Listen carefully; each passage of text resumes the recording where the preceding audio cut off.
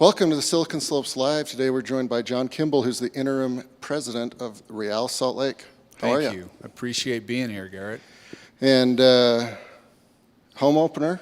Home opener is May 1st. We've got our schedule hopefully coming out tomorrow, which will be Wednesday, and opening against Kansas City. Ironically, we've done something unique this year. We invited Canada. Vancouver is going to be playing at Rio Tinto Stadium. Cool. So they're actually going to be opening before we will on the 19th of April. But we do have a game this Saturday against Sacramento that's just a practice game. We've got a lot of fans, season ticket holder event that are excited to come out and see us get started. Great. So the grass is green, the players are getting in form. Yeah, Dan Farnes has got our grass green again and does a phenomenal job keeping our field up and ready to go. And the team's looking great. We're excited. That's fantastic. Live sports outside. Yeah. It's much appreciated. I think everybody's chomping at the bit to get out there and support the things they love to do. So. Yeah, absolutely. So it's been an interesting 6 months for you. Absolutely. You started out as an executive with RSL in the founding in the early days, and you've circled back. How has that been for you the last 6 months, and is it gone the way you'd hoped? You know, it's been very challenging, but it quite honestly has absolutely been an honor. I was arguably the first employee of Real Salt Lake and was working with Dave Checketts when he had the vision to bring an MLS team to Utah. And I absolutely loved what I was doing with the Utah Jazz and Vivint Smart Home Arena as acting president of the arena. And I got a phone call one day from Deloy Hansen, and he asked me if I'd come step back in, and he and I have had a fantastic relationship over the years. He's been a mentor of mine throughout the last decade, and with, long story short, working with the Miller family, I was able to literally start the next day after that phone call and get to work. And as far as being what I expected, I didn't know what I expected. I think this last 6 months with COVID and all the challenges that all the companies and individuals have been going through, I didn't know exactly what to expect, but I feel that we're in a very good place, and I'm pleased with all the hard work that's gone into getting us there from all the team members and the club itself. Yeah, so you obviously knew what you were getting into, and the fact that Deloy was calling you for a reason, and that there was a pandemic going on, and there weren't people in the stands, and everything trickles from that, Yeah. And that there would be quite a few sponsorship problems, kind of a lot of problems, right? Yeah. And so this isn't your first rodeo, as we've previously mentioned. How did your previous experience with people, with organizations, with sponsors help you navigate the last 6 months? Well, my experience with Real Salt Lake was we were building from the ground up. And talking about sponsors, we had amazing companies back then that stepped up and got involved, that were willing to believe in what we were doing. Companies like Zions Bank with Rob Bruff, and Workers' Comp Fund with Peggy Larson. Craig Sanders at the time was working at America First Credit Union and stepped up. And we had a number of different companies that were willing to get on board because, as you know, that's really the backbone of a sports organization is the sponsorship and ticketing. And from that point, we grew it from there. And it's a little unique coming back to this now, in the sense that, we're kind of starting over again. We're rebuilding. We're rebuilding the culture from COVID. We're rebuilding sponsorships. We're asking, again, those same partners to step up and believe in what we're doing. And so far, so good. We've got a lot of different companies that are backing us, and a lot more that are actually really excited about the future and what we're going to bring. Yeah. So you're pulling into the parking lot on your second stint with RSL. You can kind of imagine some of the scenarios going through your mind. you didn't have time to come up with a playbook, right? It was kind of on the fly. But I imagine, let's redefine this culture. Let's work on the culture. You're probably going to have a lot of people telling you what happened. And, what was your mindset going into, I've got a new team. I would like to listen to them. I would like to work with them. What was your mindset those first couple of weeks? You said the key word right out the gate. I just thought, I just need to listen. I need to sit back. I need to open my door. I need to hear everybody out. I wanted to make sure that everybody in the club felt like they could approach me across the board.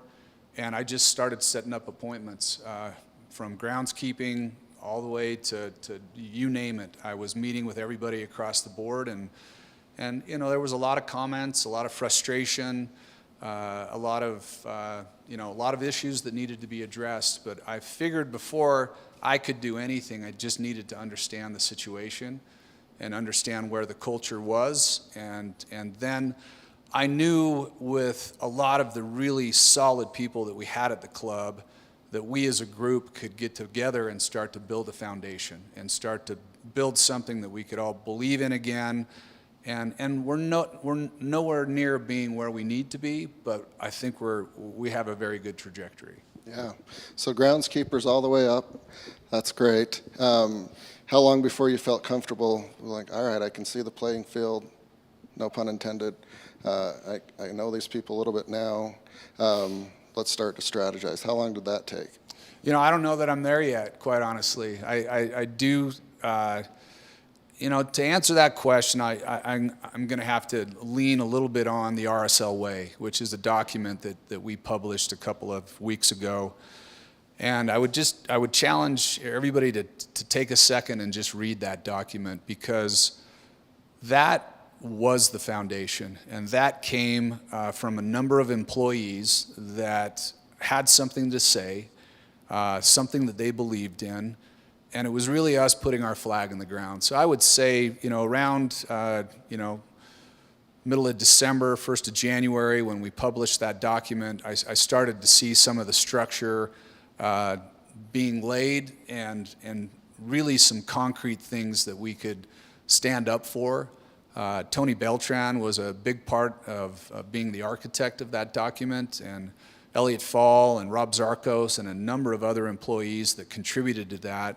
And again, I felt my role was just to kind of get out of the way and let them present something that they felt needed to be said and needed to be the foundation that we built on. Yeah, it's a very thorough and all-encompassing document, the RSL Way, and that can be found on y'all's website, I believe. Yeah. It wasn't, a boring, stodgy mission statement and here's our motto. Yeah. It goes into a lot more detail and depth.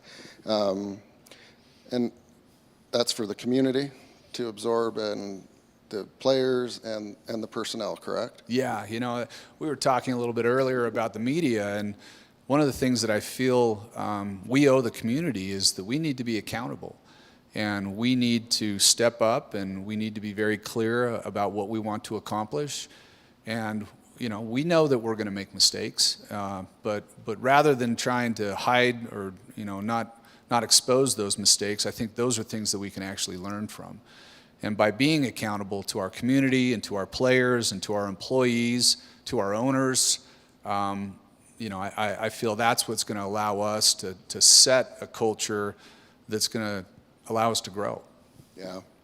So employee number one, did you have a passion or even a liking for soccer in those days? Have you been a fan for a long time, or did you become one? I played soccer in high school, and I played because nobody else would play goalie, so they asked me to step in and play goalie. And I definitely had a passion for the game. I played a lot of different sports, and I absolutely love playing sports. But I certainly learned to love the beautiful game. And in watching our team succeed and really seeing fans that came out and were just so loyal, regardless if we won or lost, they got behind our players, and our players back then were involved in the community. And they were men that really stood up, and people wanted to believe in them. And the Cinderella story, from being the last place wild card into a playoff scenario in 2009 to winning a championship against David Beckham and the Galaxy, the team the league did not want to have win, was just an absolute unbelievable experience. And so, yes, I definitely learned to love the game, and I still have a passion for the sport. But even more so, I have a passion for the business of sports. The one thing I really love to do is to work with clients and to build opportunities that we know can be successful, can reach fans that have a strong affinity for their brands because they're sponsors.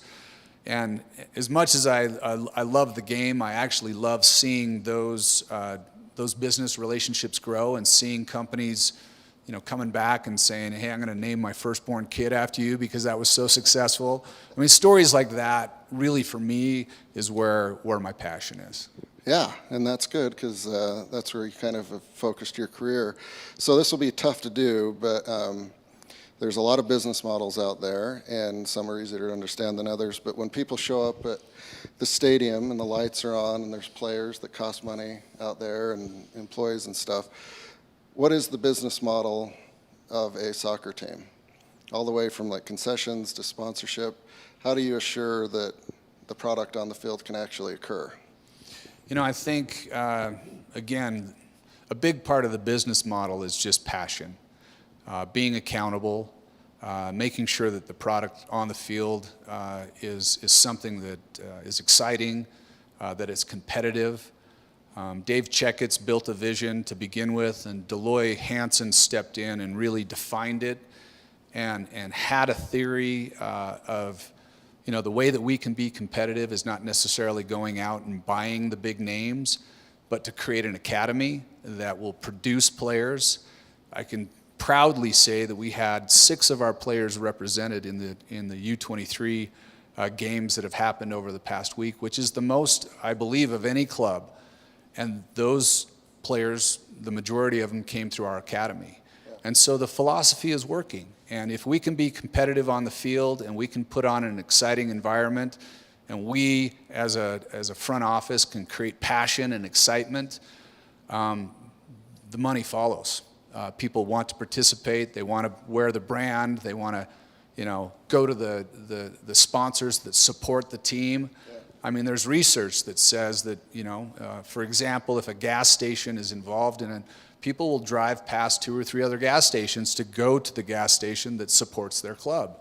And that sports affinity is real, and we've seen and have, many business cases that show that it can be very successful. And a big, like I said, a big part of that is just making sure that passion is there for the club. Yeah, there's definitely passion, and there has been kind of from day one. So the Zions Bank Academy out in Harriman, talk a little bit more about that for those that don't know, but it's a campus that if you're a soccer player and young and want to do this as a profession, it couldn't get any better, right? Yeah, it really is. I mean, it's one of the models that the MLS is using across the country as a crown jewel of, and it's following the European model, where you get kids when they're young, they have a passion for soccer, you bring them to the academy and you educate them, you make sure that they're getting their schooling done, but you also allow them to be highly trained and prepare for a career in soccer. And the people that are going out there and the coaches that we have there, their primary focus is to make sure these kids are educated and make sure that they have a chance to do what they love, which is to potentially become a professional soccer player. We've got a couple of other programs that are happening out there. We have the Warriors professional rugby team that plays out at the Zions Bank Academy. We've also started a basketball academy, which is kind of new, and we had one of the best teams in the country this last year that was competing against other high school teams. So that's another area, and we really see a future there across the board in a lot of different sports: soccer, lacrosse, rugby. There's an opportunity for us to really become an academy for a number of different sports, But like I said, it's working. It's playing out. We're having kids that are graduating. We're actually able to be involved in selling players to other teams and creating contracts where people are going around the world as a product of being in our academy. Yeah, it's fantastic. We toured it a few years ago, and we were all just kind of a little bit jealous and kind of mad. We're like, oh my gosh, Yeah. how great is this? None of us would have been good enough to get into the academy to begin with, but had we been, Yeah. imagine how fun that is. Deloy Hansen had a vision, and he built it, and he invested in this community, and he did a phenomenal job of giving our communities some things that we can really be proud of, and definitely one of them is, it's a world-class facility. There isn't a structure like that, I think, in the United States anywhere, so. Yeah, it really is, and you can either pay for talent on the back end when they, somebody else got them good and it's expensive, or you can grow it yourself, and you guys have opted to grow it yourself. Yeah, and the model that we, followed from was kind of the team of 2009, where, we didn't have the best players in the league. Again, we were competing against David Beckham coming to the league. And for us to step up at that point to grow that team and develop that team under Jason Kreis and to have them win, the only professional championship we have in the state, it works. It's definitely a business model and a sports model that through the test of time can be successful. Yeah, absolutely. So we've talked about some of the challenges that you've assumed right into the hot seat. And one additional is that you have to liaison and talk or report back to the MLS, right? Commissioner and that whole group. Correct. On the sales process of the team or budget. How are you managing that? Because you've got to wear RSL daily operations hat and then jump over here as a liaison or communicator. What's that process been like for you? It's been amazing. The league has been a tremendous support. I have a contact, Charles Alchek, that I literally speak to daily, and they've just been incredibly supportive. They want this club to be very successful. They don't want to be a roadblock. They're basically saying, John, do the things that you think you need to do. We did set a budget and presented that to the league, and they're holding us to that. And quite honestly, from Don Garber all the way down to anybody that I've dealt with, they've been absolutely fantastic. They love this club. They see this again as a club that has figured out some things early, with the club starting with Dave Checketts and then Deloy infusing all of the things that he did. It really does stand as one of the clubs in the country that the MLS is very proud of. And so they want to protect that. They want to keep the club in Utah. They want to make sure that we're successful, and they invest time and energy every single day to make sure that that's the case. All right. And so then you working with them, the next owner of Real Salt Lake is? That's a great question, It is a great question. I knew that was coming. In the MLS wisdom, they let me know at the 1st of January, they just said, John, we're not going to have you involved in the sales process. We need you to stay focused on day-to-day. We need you to help with sponsorships and ticketing and make sure that the team side is getting all the tools that they need to be successful. And that's more than a full-time job. And so I appreciate the fact that they've let me just laser focus on what we need to do. And then they've said, we'll lean on you when we need to, and if you need to do a presentation or a tour, we'll let you know. And so, I actually respect that and have appreciated that I'm just focused on making sure that the club's successful. Well, I tried. Yeah. You might hear before I do, so. All right, so obviously the season's starting, and it's a long season, right? It's one of the longer ones, if not the longest. The official season starts, I believe, the 14th of April and goes through the 7th of November. Right. So even additional problems that you wouldn't face in a normal year, you probably have to talk to some health officials as it relates to fans in the stadium. So what are some of your known facts that will be, this season, and what are some of your hopeful assumptions for fans in the stands, and how's that all going to work? Sure. The health department has been fantastic. We've worked with the government entities we were one of 4 clubs in the country that got to play in front of fans last year. So again, that's an honor that our community and our government allowed us to do that. And we really leaned on our fans, regardless of where you stand on the issue. For us to have a game, we had to make sure that people were wearing their masks and keeping 6 feet of distance. And we were able to do that. And we were able to play last season and not have any issues. And at this point, right now, we're kind of still at that point where they're saying, hey, this is where we're at, but things are changing quickly. Yeah. And so I would love to see us potentially open up to at least half of our building, it being outdoors and some of the protocols that we can follow. But we will absolutely adhere to what the health department tells us to do. At this point, they've said we can open back up to the protocols that we had last year. So we'll start with that, and hopefully everybody will do what we need to do to move things very quickly, and we would love to be playing by the end of the year to a full stadium. Yeah, that'll be exciting. I did go to 1 or 2 games, and the feedback was like, oh my gosh. There was one person that was the first game they had been to, like, I don't even know what's going on, but boy, it feels good to hear the drums and watch the players and feel the energy. So I know there's pent-up demand. So that's exciting, and I think most people would assume it will end up where we'd like it to end up. What are some other 1 or 2 exciting things that you look forward to in the upcoming season from an operational perspective as well as from on the field perspective?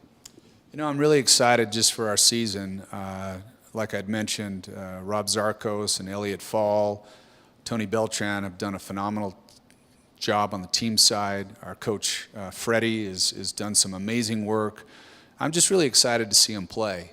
And, again, we got a chip on our shoulder. We got something to prove. It's kind of like the way it was back in 2008, 2007, going into the 2009 season. And we've got the talent, we've got the team that wants to give everything they have and leave it on the field. So I'm excited to see that potential be realized. I'm excited for our front office and for us to be able to execute successful sponsorship partnerships. I'm really excited to see fans come back out. I mean, I met you, you were at a couple of our games, and I heard the same thing. People were just like, God, one of our sponsors said, this is the first date that I've taken my wife on. And even though there's 5,000 fans here, it feels like there's 20,000 fans. And the drums are loud and the passion was there. And I really do believe that people are just ready to come out and support. And I'm excited to see that, because my experience in the past was seeing that building sold out for a number of years in a row. And I truly believe that we can get that passion back, and we're going to have that support, and we'll follow the guidelines necessary. But just to kind of have that heartbeat back again in the club is something I'm really looking forward to. Yeah, you and me both. All right, so in the NHL, most teams have 2 goalies that are way good. And then they have like a scrub that used to be a goalie.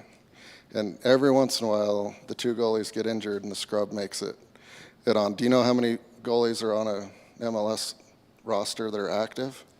Yeah, that's a great question. I know I was just talking to Rob Zarkos the other day, and he said if there's one position that we are extremely deep, it's goalie. Okay. And so we have, across the board, through our academy, a number of goalies that could, quite honestly, I believe, start on a number of different MLS teams. So we're very deep in that position, and I that's the position I played, and I would always tell people, if anybody scored on me, it wasn't my fault. You let them get there and take the shot. So, goalies Exactly. take things very personally. So.